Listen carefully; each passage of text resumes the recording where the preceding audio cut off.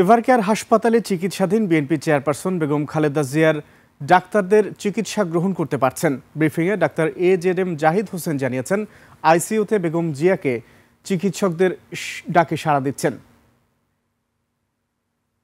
ওনার চিকিৎসার জন্য গঠিত মেডিকেল বোর্ড তারা দেশ এবং দেশের বাইরে থেকে সার্বক্ষণিক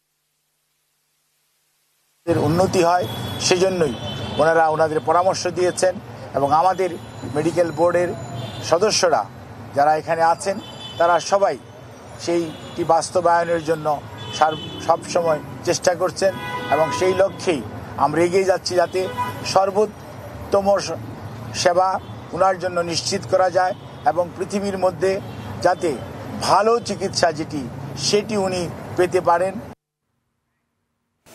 দর্শক, এ বিষয়ে আরও খবর জানাতে এভারকেয়ার হাসপাতালের সামনে থেকে আমাদের সহকর্মী রাশেদ রায়হান যুক্ত হচ্ছেন। কথা বলছি তার সঙ্গে। রাশেদ, খালেদা জিয়ার শারীরিক অবস্থার সবশেষ কি খবর আছে আপনার কাছে?